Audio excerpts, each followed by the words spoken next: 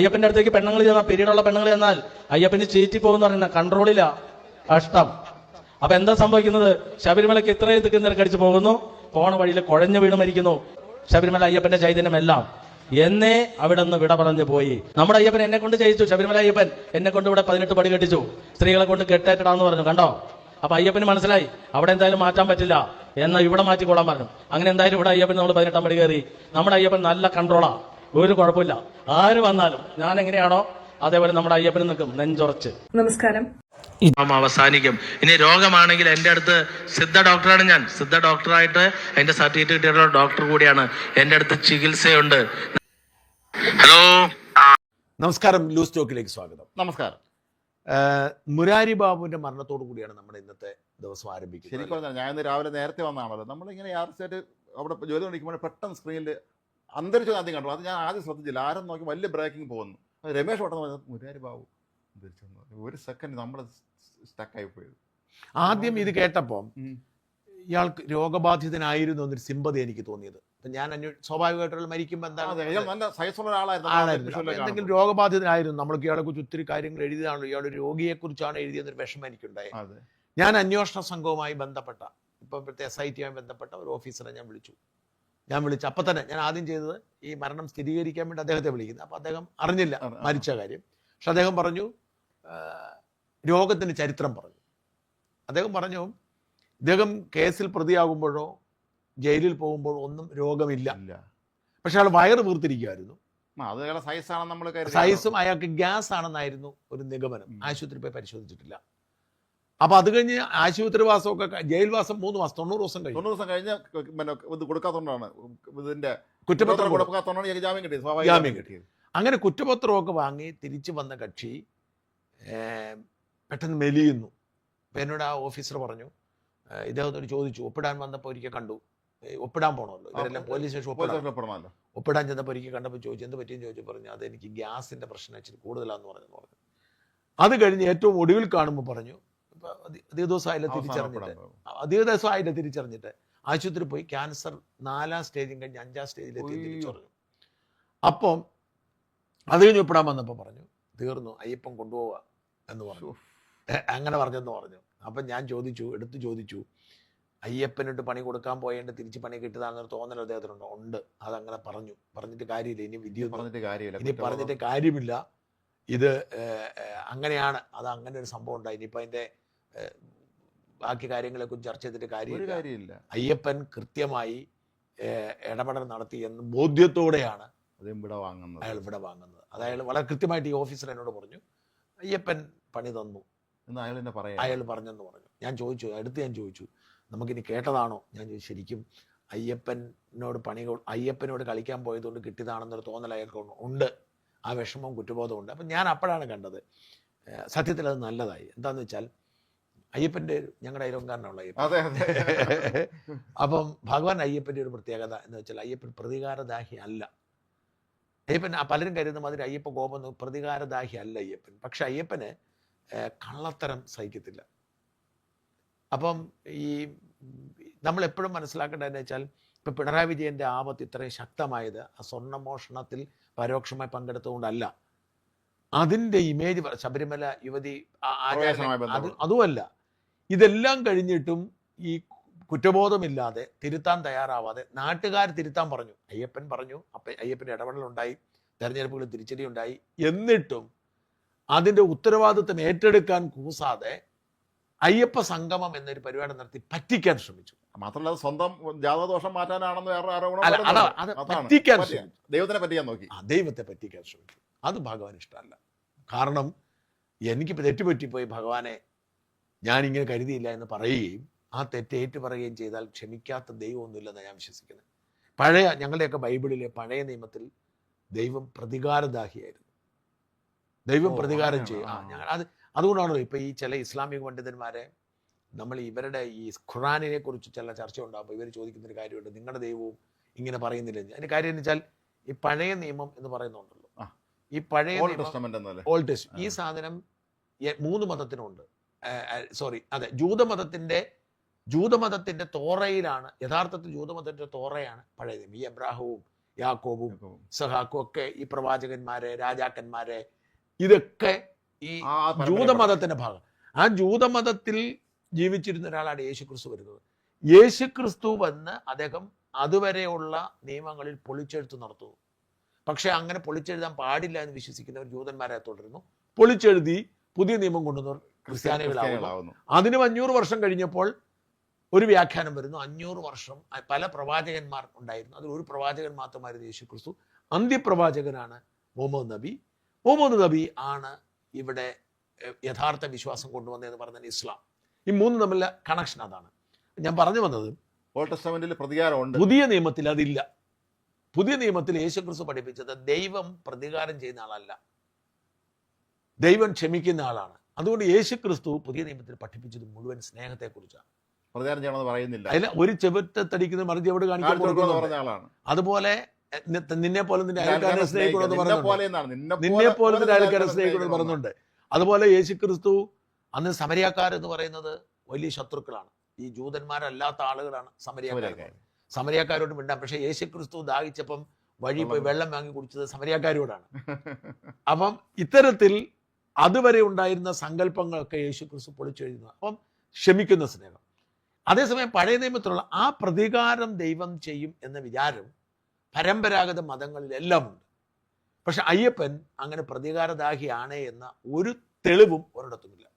ഇല്ല, അദ്ദേഹം ഈ കലികാലത്തിന്റെ കലിയുഗത്തിന്റെ വരദനാണ്. കലിയുഗത്തിന്റെ ധർമ്മസംരക്ഷകൻ എന്ന് പറയുന്നത് ധർമ്മം സംരക്ഷിക്കാൻ വേണ്ടി ചെയ്യുന്ന പ്രവൃത്തിയും ഒരാളോട് പ്രതികാരം ചെയ്യുന്നതും രണ്ടാണ്. മഹിഷിയുടേതൊക്കെ അങ്ങനെയായിരിക്കാം. ധർമ്മം സംരക്ഷിക്കാൻ മഹിഷിയുടേത് അതൊരു സാമൂഹിക പ്രതിബദ്ധതയായിരുന്നു. അതെ, അക്കാലത്ത് മഹിഷിയെ കൊല്ലുക എന്നുള്ളത് മനുഷ്യനെ കൊല്ലുകയാണ്. അപ്പൊ അതുകൊണ്ട് ഇവിടെ പിണറായി വിജയനെ പറ്റിപ്പോയത് അദ്ദേഹം ഒരു കുറ്റബോധമില്ല, അയ്യപ്പനെ കബളിപ്പിക്കാൻ ശ്രമിച്ചു. പക്ഷേ കാരണം എന്തെല്ലാം ദ്രോഹം ചെയ്തു, മതിലത് കിട്ടുന്നു, അത് കിട്ടുന്നു, എന്നിട്ട് അദ്ദേഹം പോയി അയ്യപ്പൻ അത് അതിന്റെ പേരിൽ പൈസ അടിച്ച് മാറ്റാം. വിശ്വാസമില്ലാത്ത പെണ്ണുങ്ങളോട് കയറ്റാൻ കൊണ്ടുവരുന്നത് എന്തെല്ലാം ചെയ്തു. അതേസമയം മുരാരി ബാബുവിന്റെ കാര്യത്തിൽ അവസാന നിമിഷം മുരാരി ബാബുവിന് സംഭവിച്ചത് എന്താണെന്ന് വെച്ചാൽ യഥാർത്ഥ വിശ്വാസം ഇല്ലായിരുന്നു. വിശ്വാസമുള്ള ഒരാൾക്ക് ചെയ്യാൻ പറ്റില്ല. പള്ളിയിൽ നിന്ന് പണം, ഞാൻ പറഞ്ഞ അമ്പലത്തിൽ നിന്നോ പള്ളിയിൽ നിന്നോ പണം മോഷ്ടിക്കാൻ പറ്റുമോ? വിശ്വാസിക്ക് ഒരിക്കലും സാധിക്കില്ല, ഒരിക്കലും വിശ്വസിക്കാൻ പറ്റത്തില്ല. കാരണം ഇത് ദൈവം കാണുന്നുണ്ടെന്ന് വിശ്വസിക്കുന്നുണ്ട്. നമ്മളെപ്പോഴും കാണുന്നുണ്ട്. അതുകൊണ്ടാണോ നമ്മുടെ വിശ്വാസം. നമ്മുടെ വിശ്വാസം എന്ന് പറയുന്നത് അദൃശ്യനായ ദൈവം നമ്മുടെ ഓരോ പ്രവൃത്തിയും വീക്ഷിച്ചു കൊണ്ടിരിക്കുന്നു എന്നതാണ്. അങ്ങനെ അദൃശ്യനായ ദൈവത്തിന് കൊടുക്കുന്ന അല്ലെങ്കിൽ ദൈവത്തിന്റെ പേരിൽ കൊടുക്കുന്ന പണം നമ്മൾ അടിച്ചു മാറ്റി. ഇപ്പം നേർച്ചപ്പെട്ടിയിൽ ഞങ്ങളെയൊക്കെ നേർച്ചപ്പെട്ടി എന്ന് പറഞ്ഞാൽ ആളുകളെ പിരിക്കും. ഒരിക്കലും ആ കാശ് ആരും എടുക്കത്തില്ല. ഭണ്ഡാരപ്പെട്ടി ആരും കൈയിട്ട് വരത്തില്ല. അപ്പം ഇയാൾ എന്താണ് ചെയ്തത്? മുരാരി ബാബു അയാളുടെ ജീവിതത്തിൽ സർക്കാർ ഉദ്യോഗം കിട്ടി. ആ സർക്കാർ ഉദ്യോഗം വേണ്ടെന്ന് വെച്ചിട്ട് പോലീസിൽ കിട്ടി, വേണ്ടെന്ന് വെച്ചിട്ട് എന്നിട്ട് അയാൾ കോൺട്രാക്ട് താൽക്കാലിക ജോലിക്കാരനായി കയറുകയാണ്. അതെ, ഡെയിലി വേസ് കയറുകയാണ്. അവിടെ നിന്നാണ് അയാളുടെ വളർച്ച. അയാൾ ശബരിമല ക്ഷേത്രത്തിൽ കൊള്ള നടത്താൻ കൂട്ടുനിൽക്കുന്നതിന് മുൻപ് ഇതിന് പരിശീലനം സിദ്ധിച്ചത് വൈക്കത്തപ്പന്റെ അടുത്തും ഏറ്റുമാനൂരിന്റെ അടുത്തും തിരുനക്കര. അപ്പം ഈ 3 ക്ഷേത്രത്തിന്റെയും ചുമതല ഇവനായിരുന്നു, ഈ മുരാരി ബാബു. ഈ 3 മേജർ ഇവിടെ 3 സ്പെഷ്യൽ ഓഫീസറായിരുന്നു ദേവസ്വം ബോർഡിന്റെ. ഇയാളുടെ ഈ ഏറ്റുമാനൂർ അപ്പന്റെ അടുത്തുനിന്ന് മാത്രം പുറത്തു വന്നിരിക്കുന്ന തട്ടിപ്പുകൾ. ഒന്ന്, ഏറ്റുമാനൂർ അപ്പന് സ്വന്തമായി ആനയുള്ളതാണ്. അവിടെ ദേവസ്വത്തിന് ആനയുള്ളതാണ്. ഈ ആനയ്ക്ക് ഈ ഉഴുന്നുള്ളത്താകുമ്പം രോഗമെന്നാണ് ഇവൻ എഴുതി വെക്കുന്നത്. എന്നിട്ട് ഇവൻ എന്ത് ചെയ്യും? പുറത്തുനിന്ന് ആനയെടുക്കും. അപ്പൊ ഏറ്റുമാനൂരപ്പന്റെ എഴുന്നള്ളത്തിന് പങ്കെടുക്കാൻ പറ്റുന്നത് ഭാഗ്യമായി കരുതുന്നത് കൊണ്ട് ആന ഉടമകൾ സൗജന്യമായി കൊടുക്കുക മാത്രമല്ല, ഇത് ഭാഗ്യം കിട്ടാൻ, ഈ അവസരം കിട്ടാൻ വേണ്ടി ഇവൻ കാശും മേടിക്കും. എന്നിട്ട് ഇവൻ ദേവസ്വത്തിൽ നിന്ന് ഈ ആന ആളുകൾ ഉടമകൾക്ക് കാശ് കൊടുത്തു കാശും മേടിക്കും. ഇത്തരത്തിലെ തട്ടിപ്പ് നടത്തിയിരുന്നത്. അത് മാത്രമല്ല, ശ്രീകോവിലിന് തീയിട്ടു. അതിവന്റെ കാലത്താണ്. അപ്പം എന്തെങ്കിലും ഒരു ശ്രീകോവിൽ മോഷണം നടന്നുകൊണ്ടാവാം. അതുപോലെ ആ കാലത്ത് ഒരുപാട് ഈ സ്വർണ്ണ രുദ്രാക്ഷമാല കാണാതെ പോയി. അതെ അതെ, അവിടെ അവിടെ ഈ വിളക്ക് ചേർത്ത പല സാധനങ്ങളും കാണാതെ പോയി എന്നുള്ള വ്യാപകമായ ഇതൊക്കെ നടത്തി. ഇത് ഇനി വേറൊരു കാര്യം പറയാം. ഈ ദേവസ്വത്തിന്റെ ക്ഷേത്രങ്ങളുമായി ബന്ധപ്പെട്ടിരിക്കുന്ന കഴിഞ്ഞ ദിവസം നെയ്യാറ്റിൻകര ഗ്രൂപ്പിൽ നിന്ന് ഈ ഗ്രൂപ്പാണ് ദേവസ്വം, ഒരു ഗ്രൂപ്പാണ് ദേവസ്വത്തിന്റെ ഗ്രൂപ്പ് ഒരുപാട് കാണാതെ പോയത്. ഈ ക്ഷേത്രങ്ങളിലൊന്നും ഒരു ഇപ്പം ഞാൻ പറഞ്ഞത് കേരളത്തിലെ ഏറ്റവും പരമ്പരാഗതമായ ഏറ്റവും സ്വത്തുള്ള ക്ഷേത്രങ്ങളൊന്നാണ് കണിച്ചുകുളങ്ങര ക്ഷേത്രം. വെള്ളാപ്പള്ളി ഭാരമായിട്ടുള്ള കണിച്ചുകുളങ്ങര അല്ല, ആലപ്പുഴ മാവേലിക്കര ചെട്ടിക്കുളങ്ങര ക്ഷേത്രം. ചെട്ടിക്കുളങ്ങര ഭരണിയൊക്കെ നടക്കുന്ന ക്ഷേത്രം. ഈ ചെട്ടിക്കുളങ്ങര ക്ഷേത്രത്തിൽ എത്രയോ ഈ അവിടുത്തെ ഭരണി എന്നൊക്കെ പറഞ്ഞാൽ കരക്കാരാണ്. മാത്രമല്ല ഇവിടെ തിരുവനന്തപുരത്തും കൊച്ചിയിലും കോഴിക്കോടുള്ള എല്ലാവരും വരും. എന്നിട്ട് ഈ കരക്കാർ കോടികളാണ് മുടക്കുന്നത് ഇതിന്റെ ഈ കെട്ടൊക്കെ ഉണ്ട്. ഈ കെട്ടിനൊക്കെ വേണ്ടി ഇവർ കോടികളാണ്. ഇവിടെയൊക്കെ ഉള്ള ഈ തിരുവാഭരണത്തെക്കുറിച്ച് ഒരു കൃത്യമായ കണക്കെടുപ്പ് നടക്കുന്നില്ല. ഇതെല്ലാം ദേവസ്വത്തിന്റെ കൺട്രോളിലാണ്. ഈ സമയത്ത് ഇത് എഴുന്നള്ളിച്ചുകൊണ്ട് വരുന്നതേ ഉള്ളൂ. അതുകൊണ്ട് മിക്ക ക്ഷേത്രങ്ങളിലെയും തിരുവാഭരണമോ അല്ലെങ്കിൽ അവിടുത്തെ ഈ പരമ്പരാഗതമായി ലഭിച്ചിരിക്കുന്ന ഒരു സാധനവും അങ്ങനെ തന്നെ ഉണ്ടെന്ന് ഉറപ്പൊന്നുമില്ല. ഇതിന്റെ ഈ പല ക്ഷേത്രങ്ങളിൽ ഇരിക്കുന്ന സാധനങ്ങളുടെ ചരിത്രപരമായ ആന്റിക് വാല്യൂ ഉണ്ടല്ലോ. ഇതൊക്കെ എന്ത് സംഭവിച്ചു ആർക്കും അടുത്ത അവസ്ഥയാണ്. അപ്പൊ ഇവൻ എന്താ ചെയ്തതെന്ന് വെച്ചാൽ ഇവനിതെല്ലാം മോട്ടിച്ചു. അതിനുശേഷം ശബരിമലയിലേക്ക് അവൻ ദേവസ്വം അഡ്മിനിസ്ട്രേറ്റീവ് ഓഫീസറായിട്ട് പ്രൊമോഷൻ കിട്ടുന്നു. ഈ ദേവസ്വം അഡ്മിനിസ്ട്രേറ്റീവ് ഓഫീസറായി പോയിരുന്ന് ഇവനാണ് യഥാർത്ഥത്തിൽ ഈ പത്മകുമാറോടും ഈ ആളുകളോടെല്ലാം ചേർന്ന് CPM ചേർന്ന് ഈ പോറ്റിയെ മുമ്പിൽ വെച്ച് ഇതിന്റെ ഒരു കൃത്യം തിരക്കഥ ഉണ്ടാക്കുന്നവനാണ്. ഉണ്ണികൃഷ്ണൻ പോയിട്ട് 1-ാം പ്രതി ആയെങ്കിലും 2-ാം പ്രതി ഇവയാളാണ്. 2 കേസിലും പ്രതിയാണ്. അതും ഇത് ചെമ്പാണ് എന്ന് എഴുതി മിനിറ്റ്സിൽ വെച്ച് തട്ടിപ്പ് നടത്താനായിട്ട് പേപ്പർ തിരുത്തി കൊടുത്ത ഇയാളാണ്. രാഷ്ട്രീയക്കാർക്ക് ഇവരിൽ പറഞ്ഞു കൊടുത്താൽ അവർക്ക് ചെയ്യാൻ പറ്റുള്ളൂ. ഇത്തരത്തിൽ എല്ലാ ഉഡായിപ്പുകളും നടത്തി അവസാനം പിടിക്കപ്പെടുന്നു. ഒരക്ഷരം പോലും ഒരു വിശദീകരണം നൽകിയിട്ടില്ല. ഓർക്കണം, 2.5 കോടി രൂപയുടെ വീടാണെന്നാണ് വാർത്തകൾ. ആ വീടിന്റെ വിഷ്വൽ കാണുമ്പോൾ നമ്മൾ ഇന്നും കണ്ടിരുന്നു. ഞാൻ രാവിലെ വുഡ് പാനലിംഗ് ആണ്. തടി, ആ വീട് മുഴുവൻ ചുവര് തടിക്കുന്ന വില എത്ര? ഓർക്കണം, ദേവസ്വം ബോർഡിലെ ഒരു ചെറിയ ക്ലർക്കായിട്ട് ജോലി കയറി, താൽക്കാലിക ജോലി കയറി ആയിരുന്ന ആളെ 2.5 കോടിയുടെ എന്തെല്ലാം സ്വത്തുക്കൾ അയാൾ കൊണ്ട് ഈ കേസ് അന്വേഷിക്കുന്നവരുടെ എല്ലാം സ്വത്ത് വിവരങ്ങൾ കണ്ടെത്തി. 100 കോടിയുടെ സ്വത്തുണ്ട്. ഈ സ്വത്തുക്കളെല്ലാം വെച്ച് ആലോചിച്ച് നോക്കൂ. എന്നിട്ട് അയാൾക്ക് ആ വീട്ടിൽ സുഖമായി താമസിക്കാൻ ഭാഗ്യം ലഭിച്ചിട്ടില്ല. വീട്ടുകാരും പാവം ഏക്കയില്ലല്ലോ. മക്കളാരെങ്കിലും അവർക്ക് ഇത് കിട്ടി, അവർക്ക് ഇതെല്ലാം അനുഭവിക്കാനുള്ള കിട്ടി. പക്ഷെ അത് ഇത്തരത്തിലുള്ള സ്വത്ത് കിട്ടിയാൽ പോലും അത് പിന്നെ ഭാവിയിലും അത് വലിയ അതാണ് നമ്മളുടെ ഇന്റർവ്യൂവിൽ KB ഗണേഷ് കുമാർ പറഞ്ഞു. എൻ്റെ അപ്പം പറഞ്ഞിട്ടുണ്ട്, എൻ്റെ അച്ഛൻ പറഞ്ഞിട്ടുണ്ട്, എടാ മോനെ നീ രാഷ്ട്രീയത്തിലൊക്കെ ഇറങ്ങുന്ന കൊള്ളാം, പക്ഷെ രാഷ്ട്രീയത്തിൽ പോകുമ്പോൾ ഒരു കാര്യത്തിന് ദേവസ്വത്തേക്ക് അയ്യപ്പൻ്റെ അടുത്തേക്ക് തിരിഞ്ഞു നോക്കരുത്. വാഴയിൽ കിടന്ന ഒരുപാട് അനുഭവങ്ങളുണ്ട്. ഒരുപാട് അവർക്ക് അറിയാലോ, പഴയ സീനിയർ നേതാക്കന്മാരായുണ്ട് പലരും ഉണ്ട്. നമ്മൾ അറിയുന്നില്ലല്ലോ ഇവരെങ്ങനെ മരിച്ചു എന്നുള്ളത്. അങ്ങനെ അനുഭവങ്ങളുണ്ട്. അപ്പം ഇതിന്റെ ഒരു തുടർച്ചയായി വേണം ഞാൻ പറഞ്ഞു വരുന്നത്. പക്ഷെ ഇദ്ദേഹം തിരിച്ചറിയുകയും മരണാസന്നാവുന്നു, ക്യാൻസർ 4-ാം സ്റ്റേജ് കഴിഞ്ഞ് 5-ാം സ്റ്റേജിലേക്ക് എത്തി, അധികം ആയുസില്ല എന്ന് തിരിച്ചറിയുമ്പോൾ സ്വാഭാവികമായിട്ടും പശ്ചാത്തപിച്ചിട്ടുണ്ടാവും. പശ്ചാത്താപമാണ് ഏറ്റവും വലിയ പാപപരിഹാരം. പശ്ചാത്താപമാണ്. ലോകത്തെ ഏത് പാപിയും പശ്ചാത്തപിച്ചത്. യേശുക്രിസ്തുവിന്റെ കാര്യം പറയുന്നുണ്ട്. ഒരു സ്ത്രീയെ കല്ലെറിയുകയാണ് എല്ലാവരോടും. മഗ്ദലന മറിയം ഈ കല്ലെറിയുമ്പോൾ ഇവർ കരയുക. കാരണം അതാണ് അവിടുത്തെ രീതി. ജൂതന്മാരുടെ അന്നത്തെ രീതി അനുസരിച്ച് വേശ്യാവർത്തി ചെയ്താൽ കല്ലെറിയുകയാണ്. യേശുക്രിസ്തു അതിനെ തരണം, നീ എന്തിനാണ് അതിനെ തരണമെന്ന് ചോദിച്ചപ്പോൾ ഒരൊറ്റ ചോദ്യം, നിങ്ങളിൽ പാപം ചെയ്യാത്തവർ കല്ലെറിയട്ടെ. ഒരാളും ഇല്ലായിരുന്നു. എല്ലാവരും കല്ല് തിരിച്ചിട്ട് പോയി. അതിനുശേഷം ഈ മറിയം ജീവിതം മുഴുവൻ തന്നെ ഈ എന്താ പറയുക ഒരു വിശുദ്ധ ജീവിതത്തിലേക്ക് മാറി, ആത്മീയമാർഗത്തിലേക്ക് മാറി. അപ്പൊ അതാണ് പശ്ചാത്താപം. ഒരാൾക്ക് പശ്ചാത്താപം ഉണ്ടാകുമ്പോൾ ആ പശ്ചാത്താപം അയാളെ രക്ഷിക്കും. ദൈവത്തിന്റെ ഏറ്റവും മഹത്തായ ലക്ഷണം എന്ന് പറയുന്നത് അവൻ ഏത് പാപിയോടും ക്ഷമിക്കും. അവൻ ആത്മാർത്ഥമായി കണ്ണീരണിഞ്ഞ് മാപ്പ് പറഞ്ഞത്. അതുകൊണ്ട് തന്നെ അമ്പലത്താഴുകളിൽ എത്ര കൊള്ളക്കാർ പിന്നീട് അവർ പശ്ചാത്താപം കൊണ്ട് തിരിച്ച് നല്ല മനുഷ്യരായി സാമൂഹ്യ പ്രവർത്തകരായി പോലും അവരൊക്കെ പശ്ചാത്താപം വന്നാണോ നിവൃത്തിയിലാവുന്നതാണ് നമുക്കറിയത്തില്ല. അപ്പൊ ഞാൻ പറയുന്നേ, ഇയാൾ ഇത് തിരിച്ചറിയുകയും പശ്ചാത്തപിക്കുകയും ചെയ്തിട്ടുണ്ടെന്നാണ് ഞാൻ മനസ്സിലാക്കുന്നത്. പക്ഷേ ഈ മുരാരി ബാബുവിന്റെ മരണം അറിഞ്ഞ് നമ്മുടെ നാട്ടിൽ ഇതുമായി ബന്ധപ്പെട്ടുണ്ടായിരുന്ന ആളുകൾ മുഴുവൻ പിറക്കിയായിരിക്കും എപ്പോഴും ഭയം. സ്വാഭാവികമായി ഇത് നേതാക്കന്മാര്, ഇത് അഴിമതി കൂട്ടുന്ന ഉദ്യോഗസ്ഥന്മാര്, അവരെ കുടുംബങ്ങൾ എല്ലാവരും ഭയക്കും. ഞാനായിരിക്കുമോ അടുത്ത അയ്യപ്പന്റെ ടാർഗറ്റ് എന്ന് സ്വാഭാവികമായി അവർ സംശയിച്ചു. ഇത് വല്ലാത്ത ഒരു അനുഭവമാണ് വിശ്വാസികൾ. ഇത് പറയുമ്പോൾ നമ്മൾ ആലോചിക്കേണ്ട, നല്ല മനുഷ്യർ ഒരുപാട് മരിക്കുന്നുണ്ട്. എത്രയോ നിരപരാധികൾ കുഞ്ഞുങ്ങൾ RCCയിലേക്ക് നമ്മളത് പോയാൽ അവിടുത്തെ ക്യാൻസർ ബാധിതരായ കുട്ടികളെ കാണുമ്പോൾ നമ്മുടെ ഈഗോ മുഴുവൻ നഷ്ടപ്പെട്ടു പോകും. ഞാൻ എപ്പോഴും പറയും, അഹങ്കാരമുള്ളവന്മാർ ദിവസവും രാവിലെ ഉച്ചയ്ക്ക് ഒരാഴ്ച കയറ്റി ഇറക്കിയാൽ മതി RCCക്കകത്ത്, പിന്നെ മര്യാദക്കാരെ ജീവിച്ചോളൂ. ഭീകരമായ കാഴ്ചയാണ്. കുഞ്ഞുങ്ങളെ കാണാം. അപ്പൊ എന്തിനാണ് കുഞ്ഞുങ്ങൾ എന്ത് കുറ്റം ചെയ്തിട്ടാണ്? ജന്മന ബ്ലഡ് ക്യാൻസർ ഉള്ള പിള്ളേരുണ്ട്. അവരെന്ത് കുറ്റം ചെയ്തിട്ടാണ്? എത്രയോ നല്ല മനുഷ്യർ അപകടത്തിൽ മരിച്ചു പോകുന്നു. അതുകൊണ്ട് മരിക്കുന്നു എന്ന് പറയുന്നത് ഒരു ദൈവശിക്ഷയായി ഞാൻ കരുതുന്നില്ല. പക്ഷേ ഒരു വലിയ മോഷണം നടത്തുന്ന ഒരാൾ അപ്രതീക്ഷിതമായി മരണത്തെ പുലുകുമ്പോൾ സ്വാഭാവികമായും വിശ്വാസികൾ അത് പറയും. അത് പറയരുത് എന്ന് അവരോട് പറയാൻ നമുക്ക് പറ്റില്ല. അത് പറയും. നമ്മുടെ കർമ്മഫലം ഒന്നും പറയുമല്ലോ. കർമ്മഫലം കർമ്മഫലം എന്ന് പറഞ്ഞില്ല. നമ്മുടെ കർമ്മം താന്താൻ നിരന്തരം ചെയ്യുന്ന കർമ്മങ്ങൾ താന്താൻ അത് അനുഭവിച്ചിട്ട് പോകാൻ പറ്റുള്ളൂ എന്നുള്ളത് സത്യമാണ്. അതിന് അടുത്ത ജന്മമൊന്നുമല്ല, ഈ ജന്മത്തിൽ തന്നെ നമ്മൾ അനുഭവിക്കും എന്നാണ്. ഈ പിണറായി വിജയൻ അനുഭവിച്ചു തുടങ്ങിയതേ ഉള്ളൂ. അത്രേ ഉള്ളൂ. കാരണം 10 വർഷം അദ്ദേഹം അധികാരത്തിന്റെ ഒരിതിലായിരുന്നു. സൽപ്പേര് മാത്രം പോയെന്നുണ്ടായിരുന്നുള്ളൂ. ജനവികാരം പിണറായിക്കെതിരെ. പക്ഷെ ഇനിയായിരിക്കും ഒരുപക്ഷെ പിണറായി ഇപ്പൊ കാത്തിരിക്കും. അതിന്റെ അവസ്ഥയാണല്ലോ. ഇപ്പൊ എന്തായാലും ഇപ്പം വീണ ബുധനാഴ്ച ചെല്ലണമെന്ന് ആവശ്യപ്പെട്ടിരിക്കുകയാണ്. എന്തായാലും പോയാലും പോയില്ലെങ്കിലും മനസമാധാനം എന്നുള്ള പറയുന്ന ഒരു വാക്കിന് എനിക്ക് ഈ CPM-കാരൊക്കെ എവിടെ പോയി? പിണറായി വിജയൻ ഫേസ്ബുക്കിൽ പോസ്റ്റ് ഇട്ടാൽ പണ്ട് ആയിരക്കണക്കിന് ആരാധകരായിരുന്നു. ഇപ്പോൾ എല്ലാ തെറിവിളികളാണ്.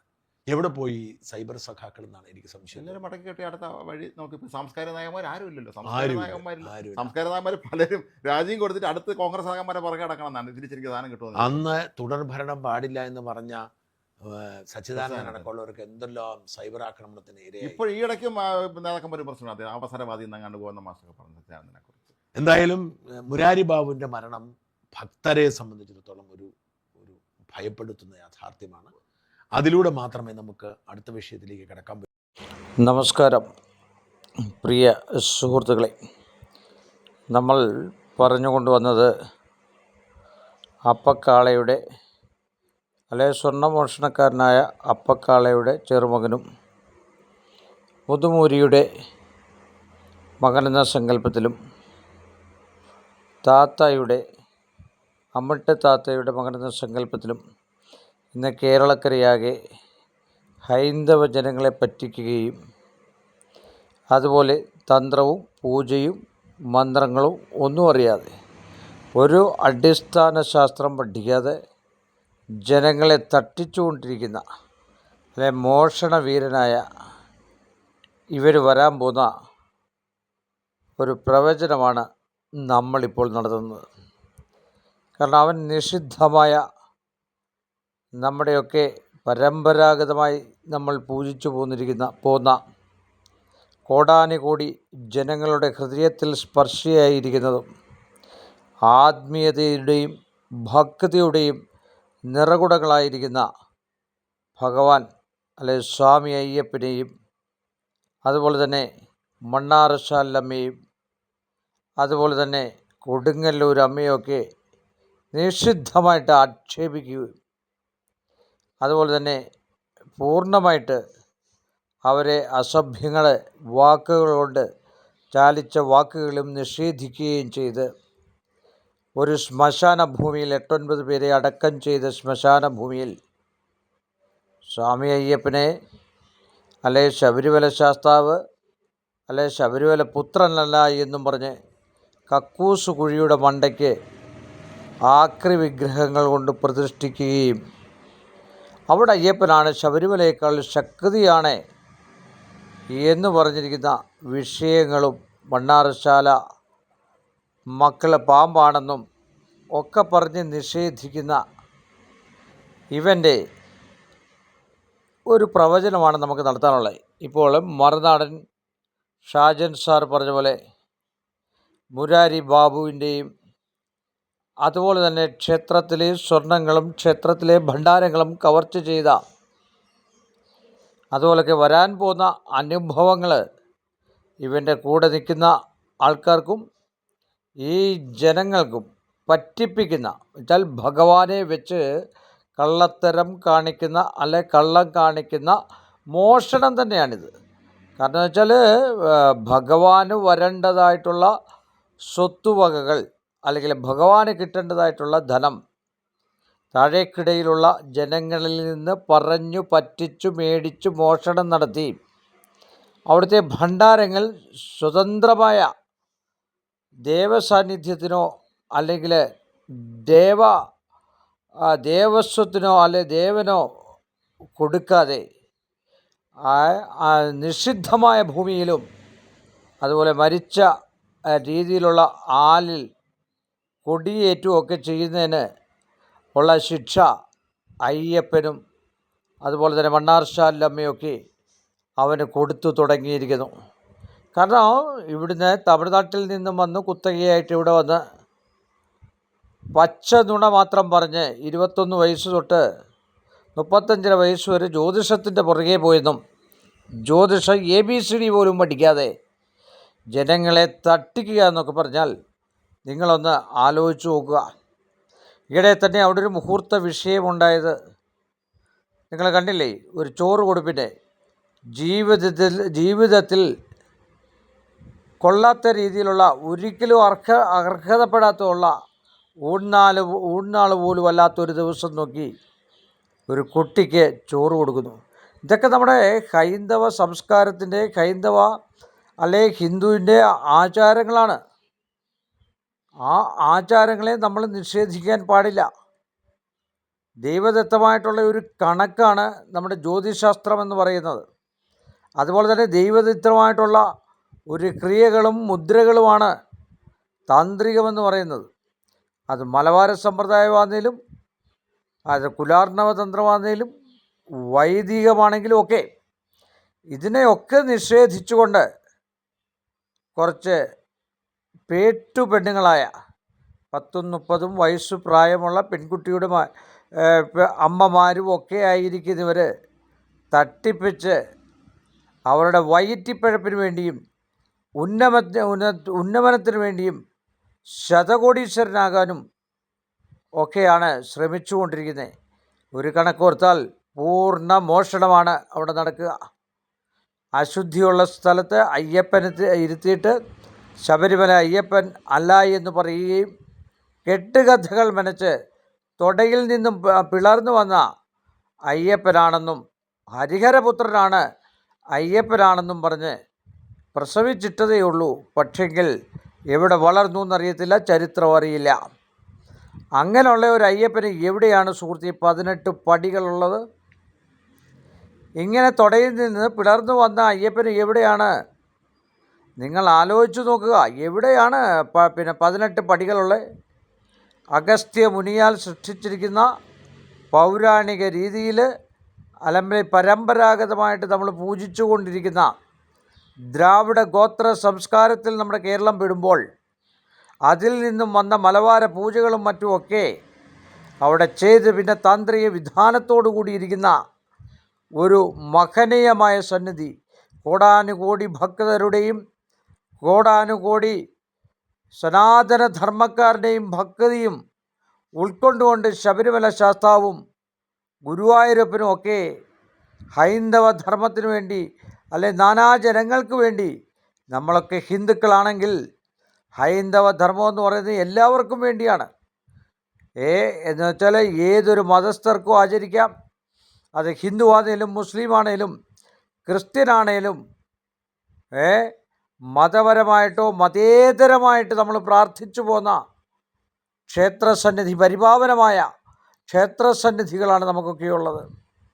അതിൻ്റെ ആ ഭക്തിയിലും ബലത്തിലുമൊക്കെയാണ് ജീവിതമാർഗത്തിൽ ഈ പ്രപഞ്ചത്തിലുണ്ടാകുന്നതായിട്ടുള്ള ശക്തിവിശേഷങ്ങളെ, ദുഷിച്ച ശക്തികളെ തരണം ചെയ്ത് മുന്നോട്ട് പോകുവാനായിട്ട് നമുക്ക് ആക്കം കൂട്ടിത്തരുന്ന ഒരു കേന്ദ്ര ബിന്ദു തന്നെയാണ് ഈ ഒരു ആചാരാനുഷ്ഠാനം നടത്തുന്ന ക്ഷേത്രങ്ങളും അവിടുത്തെ ബിംബങ്ങളും.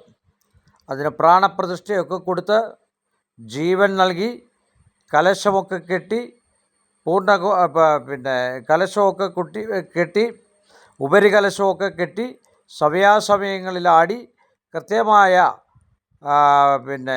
ഒരു പഠിത്തരം പോലെ ക്ഷേത്രം തുറക്കുകയും അടയ്ക്കുകയൊക്കെ ചെയ്യുന്ന സംഭവങ്ങളാണല്ലോ നമ്മളൊക്കെ നമ്മുടെ പൂർവികരും ഇപ്പോഴുള്ളവരും നമ്മളെ പഠിപ്പിച്ചു വരുന്നത്. എന്നാൽ ഇവൻ അതിന് വിപരീതമായി തട്ടിപ്പ് ശാസ്ത്രം കൊണ്ടുവരികയും ഞാൻ ഡോക്ടറാണെന്നും സിദ്ധ ഡോക്ടറാണെന്നും ഒക്കെ പറഞ്ഞ് 100% പറ്റിപ്പിച്ചുകൊണ്ട് ധനം ആർജിച്ചുകൊണ്ട് ആവാഹനക്രിയ അറിയാതെ ആവാഹനം നടത്തിയതും ഒരുപാട് ആൾക്കാരുടെ ഇവൻ്റെ വീവേഴ്സിൻ്റെയും ഇവനെ വിശ്വസിച്ച് ഇവൻ്റെ വാക്കുകൾ കേട്ട് ചെല്ലുന്നവരെയൊക്കെ 4 4.5 18 20 25 ലക്ഷമൊക്കെ പറ്റിച്ച് കൊന്നൊടുക്കി കളഞ്ഞു. നിങ്ങൾ ആലോചിക്കുക, എണ്ണക്കാരനായ പ്രകാശനെയും അതുപോലെ തന്നെ അവിടെ നിന്നിരുന്ന ഒരു മേൽശാന്തിയായിരുന്ന കുടലിന് അസുഖം ബാധിച്ച് ക്യാൻസർ ബാധിച്ച മനുവിനെയും എണ്ണപ്രകാശൻ്റെ ഭാര്യയെയും മകളെയും ഒക്കെ ഇവൻ കൊന്നൊടുക്കിയ വാഹന പൂജ എന്ന് പറഞ്ഞ വിഡ്ഢിത്ത കർമ്മം ചെയ്തും ആഭിചാരങ്ങൾ നടത്തിയും മറ്റുള്ളവരിൽ നിന്ന് ആഭിചാര കേന്ദ്രങ്ങളിൽ നിന്ന് ജപിച്ചും കൊണ്ടുവരുന്ന തകിടുകളും വിഡ്ഢിത്തമാർന്ന പേന കൊണ്ടെഴുതുന്ന തകിടുകളും അതുപോലെ പെൺകെട്ടിട്ട് കൊടുത്ത് ചരടുകളും ജപിച്ച് കുറേ ദേവൻ്റെ സ്വത്ത് അപഹരിക്കുന്ന ഇവനെപ്പോലെയുള്ളവർക്ക് കിട്ടുന്ന ശിക്ഷ ഇപ്പോൾ നമുക്ക് കണ്ടിരിക്കുന്ന മുരാരി ബാബുവിൻ്റെ അതേ രീതിയിലായിരിക്കും. അതുപോലെ തന്നെ ആക്രിക്രിയകൾ ചെയ്ത് ഒരു മന്ത്രമോ ഛന്ദസ്സോ ഋഷിയോ അറിയാതെ ഗണപതിയാണെന്നും നട്ടും ബോൾട്ടും ഇട്ട് വെച്ചിരിക്കുന്ന ഗണപതിയെയും അതുപോലെ ഗണപതി ഹോമങ്ങൾ അറിയാതെ ചെയ്ത് നടക്കുന്ന പേട്ടുപെണ്ണുങ്ങളും അതുപോലെ വെടിവെച്ചാങ്കോവിൽ വത്സയ്ക്കൊക്കെ വരാൻ പോകുന്നതായിട്ടുള്ള അനുഭവം ഇതു തന്നെയായിരിക്കും. ഒരു രീതിയിൽ മുരാരി ബാബുവിൻ്റെ നിങ്ങൾ ശ്രദ്ധിച്ചു നോക്കുക, അസുഖമുണ്ടെന്ന് ഈ കേസ് വരുമ്പോഴോ അല്ലെ അദ്ദേഹത്തെ പ്രതി ചേർക്കുമ്പോഴോ ഒന്നുമില്ലായിരുന്നു. അവിടെ കാരാഗൃഹബന്ധനം ഏറ്റുകഴിഞ്ഞതിന് ശേഷമാണ് ജാമ്യം കുട്ടി ഇറങ്ങിയപ്പോഴാണ് അദ്ദേഹത്തിന് 5ാമത്തെ സ്റ്റേജാണെന്ന് പറഞ്ഞ് ക്യാൻസർ. അത് ഭഗവാൻ വരുത്തിയതല്ലെന്ന് വിശ്വസിക്കാതിരിക്കാൻ പറ്റില്ല. കാരണം ഒരു രോഗവുമില്ലാത്ത ഒരാൾക്ക് അങ്ങനെയൊക്കെ അല്ലെങ്കിൽ തന്നെയും മണ്ണാറശാലയൊക്കെ കുളിപ്പിച്ച് ഇവൻ ഒരുപാട് കടത്തി. കൊടകര കുസുമിയൊക്കെ മണ്ണാറശാലയൊക്കെ പറഞ്ഞ് പാമ്പും കുഞ്ഞിനെ പേറുമെന്നൊക്കെ പറഞ്ഞ് വിളിക്കുന്ന ആൾക്കാരെ തട്ടിപ്പിച്ച് തൃശ്ശൂരിൽ നിന്നും നിലമ്പൂരിൽ നിന്നും കാസർഗോഡ് നിന്നും കണ്ണൂരിൽ നിന്നും പാലക്കാട് നിന്നും കൊല്ലത്തു നിന്നുമൊക്കെ ഒരുപാട് ജനവിഭാഗങ്ങളെ തട്ടിച്ചു കൊണ്ടുവന്ന് ഒരാൾക്കാർക്ക് പോലും ഒരു ഫലവുമില്ലാതെ അവൻ്റെ ചെറുക്കനെ ഇറക്കിയ ആഭാസനായ ചെറുക്കനെയും ഒക്കെ ഇറക്കി ഈ കളി കളിച്ചപ്പോൾ പൊതുജനങ്ങൾക്ക് വേണ്ടിയും ഹിന്ദുക്കൾക്ക് വേണ്ടിയും ഹിന്ദു മതത്തിന് വേണ്ടിയും ഒക്കെ നമുക്ക് തന്നിരിക്കുന്ന ധാർമ്മിക ഉദ്ദേശത്തോടു കൂടിയുള്ള വേദത്തെ പോലും മാറ്റിമറിക്കാൻ, വേദത്തെ ഒന്നും ഇവന് മാറ്റിമറിക്കാൻ കഴിയില്ല. ഇവന് ഋഷിയോ അല്ലെ ഒരു ഗുരുവോ അല്ല. കള്ളങ്ങൾ മാത്രം സംസാരിച്ചുകൊണ്ട് അവന് വിദ്യാഭ്യാസമുണ്ട്, ഡോക്ടറാണ്, MBBS ആണ്, MLA ആണ്, മന്ത്രിയാണ്. അവിടെ വരുന്നവരൊക്കെ കെട്ടുകണക്കിന് ഇതുകൊണ്ടാണ് വരുന്നതെന്നും അതുപോലെ മദാമയൊക്കെ കാശ് കൊടുത്ത് മേടിച്ചെടുത്ത് സിനിമാ താരങ്ങളെയൊക്കെ വിളിച്ച് ഈ പേട്ട് ഷെഡിൽ കൊണ്ടുവന്ന് നിലവറയാണെന്നും ഒക്കെ പറഞ്ഞ് പൊതുജനങ്ങളെ പറ്റിച്ച് ഈഴവരെയും SNDPക്കാരെയും NSSകാരെയും പരസ്യമായിട്ട് അവർ കുത്തിയ വർഗീയത ഉണ്ടാക്കാനും ഒരു നന്മ ഇന്നുവരെ ഒരു ലൈവിലും പറഞ്ഞിട്ടില്ല. തെറിവിളിയും മറ്റു കാര്യങ്ങളും അല്ലാതെ ഭഗവാന്മാരെയും ഗുരുവായൂരപ്പനെയും കുറ്റപ്പെടുത്തുകയും അവൻ്റെ ആയില്യ മഹോത്സവത്തിന് അവനെ സ്റ്റേജിൽ കയറി നിന്ന് കഴിഞ്ഞാൽ കുത്തലുകൾ മാത്രം ഈ ലോകത്ത് നടത്തിക്കൊണ്ട് ഇവരുടെ വന്ന വണ്ടിക്കാരുടെയൊക്കെ പണങ്ങൾ അപഹരിക്കുകയും ഒരു തെണ്ടി പ്രസിഡന്റ് ഖദറിട്ട് നടക്കുന്നതിൻ്റെയും മക്കൾക്കും ഭാര്യയ്ക്കും ഒക്കെയുള്ള അനുഭവത്തെ ഉണ്ടാകാനുള്ള ഒരു പാഠമാണ് ഞാൻ ഈ എപ്പിസോഡ് ചെയ്യുന്നത്. അത് ന്യായാധിപന്മാർ വിധിച്ചില്ലെങ്കിൽ തന്നെയും ആയനായ രീതിയിൽ അത് അനുഭവിച്ചിടും. പല പ്രാവശ്യം ഇവനെ തിരുത്താൻ നമ്മൾ വീഡിയോ വഴിയും മറുനാടൻ ഷാജനാണെങ്കിലും അതുപോലെ ഹിന്ദുസം ചാനലാണെങ്കിലും ആയവനെ ആണെങ്കിലും ഒരുപാട് ചാനലുകൾ ഇവനെ ഒരു പശ്ചാത്താപം പോലുമില്ലാതെ ഇപ്പോൾ അവൻ അഹങ്കരിച്ചു കൊണ്ടും നിന്നെ ഞാൻ കാണിച്ചു തരാമടാ, നിന്നെ ഞാൻ മറ്റത് ചെയ്യുമടാ, നിന്നെ ഞാൻ മൊട്ട വെട്ടുമടാ, അല്ലെങ്കിൽ വിളിക്കുന്നവരെ പോലും തന്തയ്ക്ക് വിളിച്ചുകൊണ്ട് ഒരു അഭികാമ്യമില്ലാത്ത രീതിയിലുള്ള സംഭാഷണ ചാരിത്രത്തോടെ പാണ്ടിയിൽ നിന്നും കയറി ഇവിടെ വന്ന് കേരളീയ മനോഹരമായ അയ്യപ്പൻ്റെ നാടായ അല്ലെങ്കിൽ മണ്ണാർശാലമ്മയുടെ നാടായ ശ്രീപത്മനാഭൻ്റെ നാടായ ശ്രീപത്മനാഭനെ പോലും കുറ്റപ്പെടുത്തി പറഞ്ഞ ഇവനുള്ള ശിക്ഷ ഉടൻ തന്നെ അവൻ അനുഭവിച്ചു കൊണ്ടിരിക്കുകയാണ്. ഇനി മുരാരി ബാബുവിൻ്റെ ആണേലും അവനുണ്ടാക്കിയ സ്വത്ത് അവനോ അവൻ്റെ മക്കൾക്കോ അനുഭവയോഗമാകുമെന്ന് നിങ്ങൾക്ക് ഉറപ്പുണ്ടോ എന്ന് പറഞ്ഞതുപോലാണ് ഇവർക്കോ ഇവരുടെ കുടുംബത്തിനോ വേരോട് നശിച്ച് നാറാണക്കല്ലായി ഭസ്മമാക്കി കളയും അയ്യപ്പൻ. അതിനൊരാഭിചാരവും നമ്മൾ ചെയ്യണ്ട. വരാനിരിക്കുന്നതിൽ പല വിഷയങ്ങൾ പറഞ്ഞപ്പോഴും ഞാൻ അപ്പോഴും വീഡിയോ ചെയ്തപ്പോൾ പറഞ്ഞു, ഞാനൊരു അസഭ്യവാക്കുകൾ ഉപയോഗിക്കാതെ വന്നു കഴിഞ്ഞപ്പോൾ എൻ്റെ കുടുംബത്തെയും എൻ്റെ വീട്ടുകാരെയും എൻ്റെ സ്ഥാവര ജംഗമ വസ്തുക്കളെയും ഒക്കെ കളിയാക്കി വെറും മോശമായിട്ട് ചിത്രീകരിച്ച്, അതുപോലെ തന്നെ പാരമ്പര്യക്കാരെയും ഗുരുദേവനെയും ചട്ടമ്പിസ്വാമികളെയും ഒക്കെ മോശമാക്കിക്കൊണ്ട് അവന് സ്വത്തുണ്ടാക്കാനും പണമുണ്ടാക്കാൻ വേണ്ടി മാത്രം ചെയ്ത വിക്രിയങ്ങൾ കാണിച്ച്, കോപ്രായങ്ങൾ കാണിച്ച്, അല്ലെങ്കിൽ എന്തോ അതിന് പറയുക, ഒരു നടുവരൽ മുദ്ര മാത്രം കാണിച്ച് നിങ്ങളെ ഓരോരുത്തരെയും പറ്റിച്ചു. അവൻ്റെ ശിങ്കിടികളായിട്ട് ഇതുപോലെ നടന്ന് വീടാന്തരം ഒരു ഗതിയും പരഗതിയുമില്ലാതെ ദൈവത്തെയൊക്കെ മാറ്റി നിർത്തി എങ്ങനെ അവിടെ നിങ്ങൾ തൊഴുതാൽ ചൈതന്യം വരുമെന്ന് നിങ്ങൾ പറയൂ. അതാണ് വേണ്ടത്. കാരണം എങ്ങനെയാ ചൈതന്യം വരുന്നത്? പാണ്ഡ്യയിൽ നിന്നും കൊണ്ടുവന്ന വിഗ്രഹം പല പ്രാവശ്യങ്ങളിൽ ഞങ്ങൾ പറഞ്ഞു, അത് ഷഡാധാരമല്ല, പഞ്ചാലങ്കാര ക്രിയയല്ല, ഇവൻ്റെ ക്രിയകളെല്ലാം തെറ്റാണ്.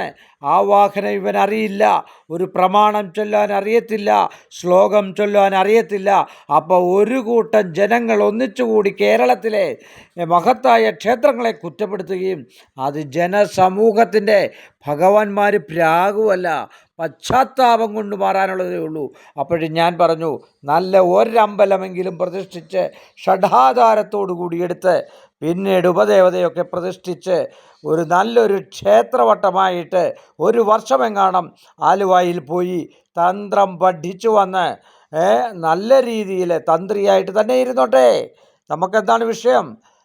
നല്ല നല്ല സ്ഥലത്ത് ഭഗവാന്മാരെയും ദേവചൈതന്യമൊക്കെ പ്രതിഷ്ഠിച്ച് നീ 10 പൈസ കൂടുതൽ മേടിക്കുകയോ കുറവ് മേടിക്കുകയോ ചെയ്ത് ഇത് ഭഗവാന്മാരെ ഒന്നടങ്കം ദാരിദ്ര്യത്തിലിട്ടുകൊണ്ട്, അതുപോലെ ഒരു നിവേദ്യം പോലും കൊടുക്കുന്ന അർദ്ധരാത്രിയിലും 2 മണിക്കും 3 മണിക്കും 5 മണിക്കും അവന് ഇഷ്ടമുള്ളപ്പോഴും, ഗണപതി ഹോമം 12-ാം മണിക്കും ലംബോദരായ സ്വാഹ ഇവൻ പറയുന്നു. മലയാളമാണ് ഇവൻ്റെ ജ്യോതിഷമെന്ന്, പിന്നെ തന്ത്രവും അത് തന്നെയാണെന്ന് പറയുന്നു. അപ്പോൾ ഇവൻ എവിടുന്ന ഈ സ്വാഹ വരുന്നത്?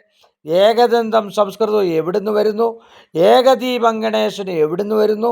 ഇതൊക്കെ നിങ്ങൾ ആലോചിച്ച് നോക്കുക. തട്ടിപ്പിൻ്റെ ഉഗ്രമൂർത്തിയായ ഇവനെ ആർഷൊലിച്ചു കൊണ്ടിരിക്കുന്ന രോഗവും ഭ്രാന്തും വരെ വരും. ഇപ്പോൾ നിലമ്പൂരുള്ള ഒരാൾക്ക് ഇവൻ്റെ കൂടെ അവിടെ പ്രാർത്ഥിച്ചു നിന്നതും കൂടെ നിന്നതുമായ ആളിന് മുഖത്ത് മൊത്തം പാണ്ടായിരിക്കുകയാണ്. ഓരോരുത്തരും കൊടകര കുസുമിയാന്നേലും വത്സയാന്നേലും അഹങ്കരിച്ച് ദൈവത്തെ പോലും വില വെക്കാതെ ഞാൻ ഏതാണ്ട് മാടമാണ് സാറാണ് എന്നും പറഞ്ഞ് ആകാശം മുട്ടെ പോയെന്ന് പറഞ്ഞാലും സമ്മാനം മേടിക്കാൻ ഇങ്ങനെ ഭൂമിയിൽ വരണം. മനസ്സിലായില്ലേ സുഹൃത്തേ? ഇതൊരു താക്കീതൊന്നുമല്ല, ഇതൊരു പശ്ചാത്താപ സംബന്ധമായിട്ടുള്ള ഒരു വീഡിയോയാണ് ഞാൻ ചെയ്യുന്നത്. മാന്യമായ രീതിയിലാണ് നമ്മൾ വീഡിയോ ചെയ്ത് ഈ ഊളയ്ക്ക് എത്ര കാതിൽ പറഞ്ഞാലും മനസ്സിലാകാതെ നല്ലൊരു ക്ഷേത്രം കെട്ടിപ്പണിത് പിന്നെ തന്ത്രം പഠിക്കാൻ സാഹചര്യം ഉണ്ടാഞ്ഞിട്ട് ഇവൻ വെറുതെ കള്ളം പറഞ്ഞ് 21 വയസ്സ് തൊട്ട് വാറ്റും കള്ള് കച്ചവടവും മറ്റു കാര്യങ്ങളും ഒക്കെ നടത്തി ഇതുപോലെ ജനങ്ങളെ 4:30-ക്കും 5-നും പറ്റിച്ച് മരണം വരെ സംഭവിച്ച ഒരു ഷെഡ്, അതും ഒരു കണക്ക് ഇല്ലാത്ത രീതിയിൽ ഷെഡ് കെട്ടിയിട്ട് നിലവറയാണെന്നും ഒരു കുളം പോലെ ഒരു ജലാശയവുമില്ലാതെയും ജനങ്ങളെ വണ്ടിക്കകത്തും ബസ്സിനകത്തും ഉപ്പുര കടുക്കുന്ന പോലെ അടുക്കിക്കൊണ്ടുവന്ന് അവിടെ ധൂമനിവേദ്യം ഇല്ലാത്ത വഴിപാടുകളെക്കുറിച്ചൊക്കെ പറഞ്ഞ് ധൂമനിവേദ്യമാണ്, അതുപോലെ തന്നെ പിന്നെ ശീവേലി അർച്ചന എന്നൊക്കെ പറഞ്ഞ് പൂക്കുറ്റി തട്ടിപ്പീരാണ് നടത്തിയിരിക്കുന്നത്. ഇനിയെങ്കിലും നന്നായാൽ നന്നായെന്ന് മാത്രം പറയാം. നിങ്ങൾക്ക് ഓരോരുത്തർക്കും പക്ഷെങ്കിൽ നിങ്ങൾ ചെയ്ത കർമ്മത്തിൻ്റെ ഫലം നിങ്ങൾ അനുഭവിക്കാതെ പോവില്ല. ഏതൊരു ഏജൻറ്റുമാർക്കാണ് ഏറ്റവും കൂടുതൽ സംഭവിക്കാൻ പോകുന്നത്. അവരാണ് ജനങ്ങളെ പറഞ്ഞു തിരുത്തി അവരുടെ കണ്ണുനീരിൻ്റെ വില നിങ്ങൾ ഏതെങ്കിലും സമയത്ത് നിങ്ങളും നിങ്ങളുടെ മക്കളും അനുഭവിക്കുക എന്നുള്ളത് ഇത് തടിയൂർ കലേഷ് കുമാറിൻ്റെ പ്രവചനമാണ്. തരുന്നത് അയ്യപ്പനായിരിക്കും. അയ്യപ്പൻ്റെ ദാസനാണ് ഞങ്ങൾ. ശ്രീപത്മനാഭൻ്റെ ദാസരാണ് ഞങ്ങൾ. മണ്ണാറശാലമ്മയുടെ ദാസരാണ് ഞങ്ങൾ. ആ ഭക്തി പുരസരം നമ്മൾ കേരളത്തെ ദ്രാവിഡ സംസ്കാര ഗോത്ര രീതിയിൽ വന്ന പൂജാക്രമത്തിൽ വന്ന ആ പുരാണങ്ങളെയും മറ്റു വിഷയങ്ങളെയൊക്കെ തെറ്റിദ്ധരിപ്പിച്ച് മറ്റുള്ള മനുഷ്യരുടെ മനസ്സിൽ വിഷം കുത്തിവെച്ച ഇവനെപ്പോലെയുള്ളവരെ മലയാളക്കരയ്ക്ക് വേണമെന്ന് നിങ്ങൾ ആലോചിച്ച് നോക്കുക. അനുഭവം ഗുരു. അവൻ അനുഭവം തുടങ്ങിയിരിക്കുന്നു. അയ്യപ്പൻ പണി തുടങ്ങിയിരിക്കുന്നു. മണ്ണാർശാലിൽ അമ്മയൊക്കെ അഭിപ്രായം ചോദിച്ചിട്ടുണ്ട്. കൊടുങ്ങല്ലൂർ അമ്മയൊക്കെ അഭിപ്രായം ചോദിച്ച് അവർ ഒത്തൊരുമയോട് കൂടി നിന്ന് ഈ ഒരു ഏജൻറ്റുമാരെയും ഈ ഒരു സമൂഹത്തെയും ഈ തട്ടിപ്പിൻ്റെ സമൂഹത്തെയും ചെയിൻ സർവീസ് ഒരു സൊസൈറ്റിയാണത്. ചെയിൻ അധികമായിട്ടുള്ള കോടാനുകോടി തട്ടിപ്പുകളും അനധികൃത ധനവ്യാപാര രംഗങ്ങളും ബ്ലാക്ക് മണിയും മറ്റുമൊക്കെ ചെയ്ത് ജനത്തെ തട്ടിച്ച് ഹോളോ ബ്രിക്സ് കൊണ്ടും കട്ടയും കല്ലും മണ്ണും കൊണ്ടും കയറ്റിയിട്ട് ഒരു ഷഡാധാര ചിന്തയില്ലാതെ ഒരു ആധാരശില പോലും സ്ഥാപിക്കാതെ അതിൻ്റെ മണ്ടയ്ക്ക് പ്ലാസ്റ്റിക് മുത്തുകളുമൊക്കെ ഇട്ട് വെറുതെ ജനങ്ങളെ പറ്റിച്ച് അതിനകത്ത് വെച്ച് തുണി മാറുന്നു. ശ്രീകോവിലിനകത്ത് വെച്ച് ഫോൺ ചെയ്യുന്നു. ശ്രീകോവിലിനകത്ത് അഭിഷേകം ചെയ്യുന്നത് എങ്ങനെയാണെന്ന് പോലും അറിയില്ല. ഒരു ശൈവശക്തിയ വൈഷ്ണവത്തിന് അഭിഷേകം ചെയ്യുന്നതിന് ക്രമമുണ്ട്. വാറ്റുവത്സയുടെ ചീല കോണകം കയറി വാറ്റിയിട്ട് അതിനെ ഉത്തരീയമെന്ന് പറഞ്ഞ് ആ ഉത്തരീയം കിട്ടിയില്ലെങ്കിൽ ഈ പോഷൻ പറയുന്നത് ഭഗവാദി അല്ലെ ഭഗവാൻ കയറി കെട്ടിപ്പിടിക്കുമെന്ന്. ഭഗവാൻ കയറി കെട്ടിപ്പിടിക്കുമല്ലേ സുഹൃത്തെ വേണ്ടത്, അല്ലയോ? അതിൻ്റെ ഡെഫിനിഷൻ എന്താണെന്ന് പോലും അറിയാതെ നിങ്ങളെയൊക്കെ അതുപോലെ ചെറുപ്പക്കാരായിട്ടുള്ള യുവതലമുറയൊക്കെ പറഞ്ഞു പറ്റിച്ച് 1.5-2 ലക്ഷം രൂപ വാങ്ങി പഠിപ്പിക്കുവാണെന്നും പറഞ്ഞിട്ട് തോന്നിയാസങ്ങൾ പഠിച്ചും ലൈംഗിക ചുവയുള്ള വർത്തമാനങ്ങൾ പറഞ്ഞും അവരെ ആഭാസത്തിലാക്കി അവരെ ഏറ്റവും ഒടുവിൽ അവരുടെ കുണ്ടപ്പണി ചെയ്യിപ്പിച്ച് നീ വിട്ടതിൻ്റെ ഫലം ഈ 14 പേരും അവരും അനുഭവിക്കും. അതിൽ എണ്ണ തേച്ച് മിനുക്കി അതിനെ കറപ്പിക്കുകയൊക്കെ ചെയ്ത് ശിലയാണെന്ന് തെറ്റിദ്ധരിപ്പിച്ച് മനുഷ്യരുടെ ഇന്ന് കാശ് മേടിച്ചതിൻ്റെ 100 ഇരട്ടിയല്ല 1000 ഇരട്ടി അനുഭവിക്കുക എന്നുള്ളത് അയ്യപ്പനോ ഉറപ്പ് തന്നിരിക്കുകയാണ്. ഞങ്ങൾക്ക് ഭഗവാൻ ഉറപ്പ് തന്നിരിക്കുകയാണ്. അതിൻ്റെ അനുഭവം അവിടെ ഉണ്ടാവും. ഉണ്ടാകാതിരിക്കട്ടെ എന്നോ ഞങ്ങൾക്ക് പ്രാർത്ഥിക്കാൻ പറ്റില്ല. കാരണം അവരവർ ചെയ്യുന്ന കർമ്മത്തിൻ്റെ ഫലം അവരവരനുഭവിക്കണം. പശ്ചാത്തപിക്കുക, നിങ്ങൾ ഓരോരുത്തരും പശ്ചാത്തപിക്കുക. എന്നിട്ട് മക്കളുടെ ജീവിതവും നിങ്ങളുടെ ജീവിതവും ഒക്കെ കണ്ട് നിങ്ങൾ ദുഃഖിച്ച് നരകിച്ച് നമ്മുടെ ഭാഗവത്തിൽ പറയുന്ന പോലെ നരകവർണ്ണന വായിച്ച് നിങ്ങൾ മനസ്സിലാക്കി നിങ്ങളൊന്ന് ബോധ്യപ്പെട്ടാൽ കൊള്ളാമെന്ന് മാത്രം പറഞ്ഞുകൊണ്ട്, എന്നാൽ ആർക്കും ഒരു ദോഷം ഉണ്ടാകരുത് എന്ന് പ്രാർത്ഥിച്ചുകൊണ്ടും ഈ എപ്പിസോഡ് ഞാനിവിടെ അവസാനിപ്പിക്കുന്നു. നന്ദി, നമസ്കാരം.